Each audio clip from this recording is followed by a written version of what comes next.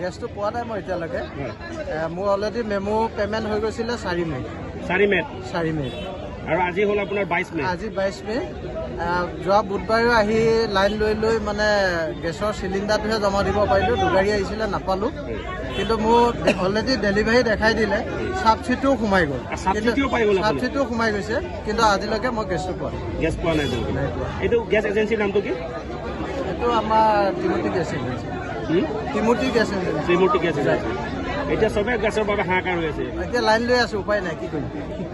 কাৰণ দেশতো এনেও হেৰি চলিছে গেছৰ স্কাৰচিটি চলিছে এতিয়া সদায় মানে প্ৰতিদিনে এতিয়া হেৰিত নগৈ পেলাই আহি গেছৰ কাৰণে মানে যিহেতু আপোনাৰ পে'মেণ্টটো হৈ গ'ল ছাবচিডিও পালে কিন্তু গেছ নোপোৱাৰ কাৰণটো কি বুলি ভাবি আছে আপুনি সেইটো এতিয়া কেনেকৈ ক'ম তাৰপৰা যিখিনি গেছ আহিছে গেছখিনিও নাটনি হয় কাৰণ আৰু তেওঁলোকৰ কিছুমান ডিচিশ্যন ভুল আছে তেওঁলোকে মেমুটো কাটিব লাগে যিখিনি আজি যদি মেমু কাটিছে 300 সেই 300 মানুহে গেছটো পোৱাৰ পিছত নেক্সট মেমুটো কাটিব লাগে তেওঁলোকৰ মেমুটো আচলতে বন্ধ কৰিব লাগে এইটো কাৰণে যে 300 বা 600 মানুহক গেছখিনি দিয়াৰ পিছত মেমুটো কাটি আকৌ নেক্সটখিনি দিব লাগে তেনেকুৱা ছিষ্টেম কৰিলে ৰাইজখিনি বেছি কষ্ট নহয় মই ভাবোঁ